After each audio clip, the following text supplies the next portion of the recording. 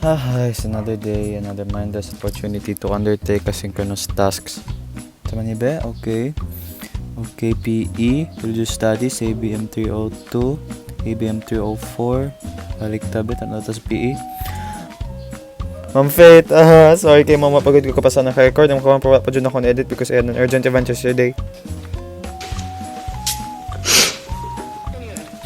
Anyway.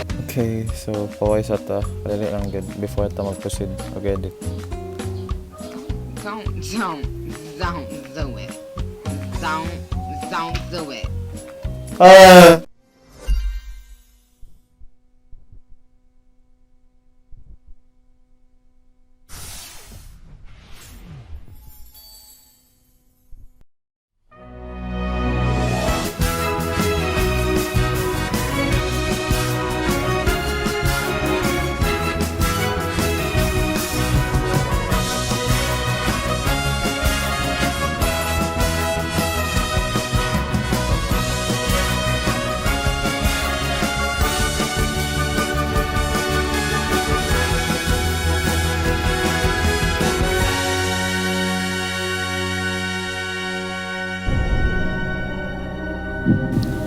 Life happens fast, and in an instant, disaster could strike.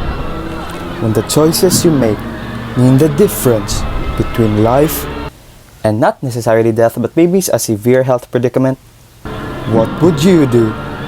Put yourself to the test and see if you have what it takes to preserve your own and other people's health. Would you do, or not necessarily die, but maybe severely injure yourself?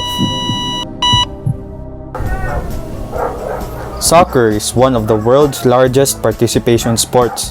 The sport involves accelerating, decelerating, jumping, cutting, pivoting, turning, heading, and kicking the ball.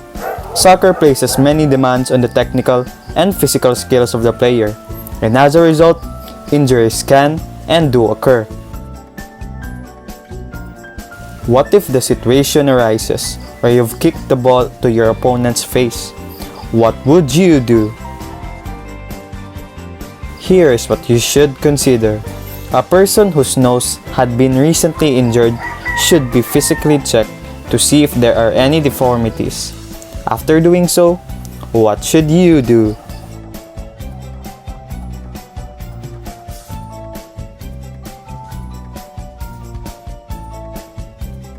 Maybe we could first check the surroundings to see if the injured personnel is safe before being transported to a first aid facility and allowed to go sit down. We could then firmly pinch the nose below the bone ridge but still above the nostrils for at least 10 to 15 minutes and apply an ice compress to help stop the bleeding. And if it does, we would then treat it as a non-lethal injury. But if the bleeding still doesn't stop, it becomes an emergency.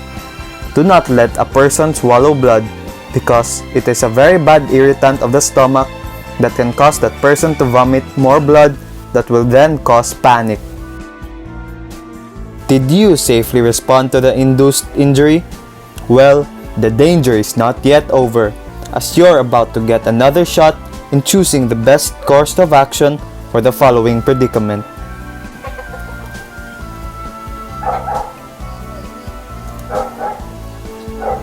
Another common injury in soccer is groin strain, which is found in a hugely complicated area, but it is predominantly located in the abductor muscle, which is often injured when kicking or sprinting, and happens when the leg is overstretched when tackling a ball. In this particular case, it is seen that you've cruised past the ball and accidentally hit your opponent, which resulted to herself incurring a groin strain. Knowing that there is limited people around to help, what should you do? Just like the aforementioned implication, we would always check our surroundings if danger is among us. We could then transfer the person to a safer place and proceed to treat them with first aid. Specifically, this would involve the use of ice, anti-inflammatories, rest, and compression. the usual stages of price. We would withdraw the use of bandage due to the uncomfortable position that it is in. Instead, an ice compression machine would be utilized when available. And of course, calling medical assistance is always the procedure when dealing with any kind of injury to ensure proper consultation when dealing with the recovery from the said predicament. We're down to the last man standing. Now that the field is all clear, everything seems to be going in your way. Right? Wrong. A sudden sliding tackle by an incoming player makes you fall to the ground, causing your hand to be outstretched, and a direct blow to the wrist to be incurred. In the case that this situation would arise, what should you do?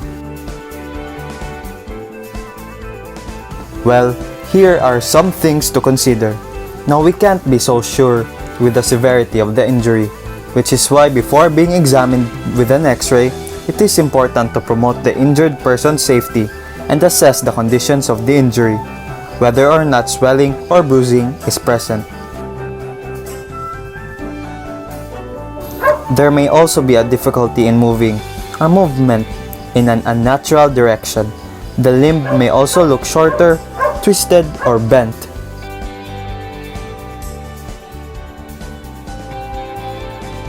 And in this case, the first course of action is the protection of the injured personnel's condition, from which we should transfer him or her to a much more secure place.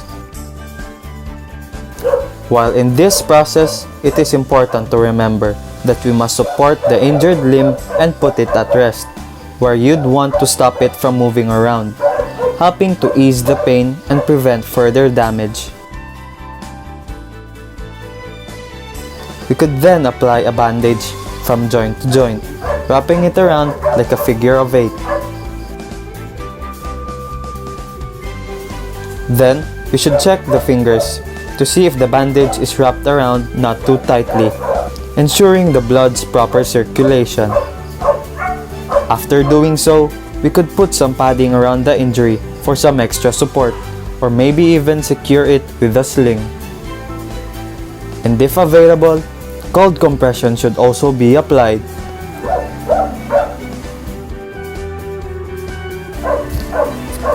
After following these steps, we could then proceed to wait for help to arrive, assuming that we've already called for a medical practitioner.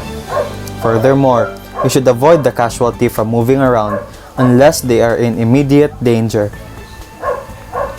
For those caught in this dilemma, lessons have now been imparted. Take the right steps in giving out first aid if you'd want the best possible outcome. Avoid extraneous movements and follow healthcare protocols. If you don't want to die, I said not necessarily death, but maybe a severe health predicament. Okay? So, lastly, a word from the sponsors. Sige, go. Stay safe. Be wary. Be informed. Having proper first aid in sports is a must. Goodbye. Goodbye.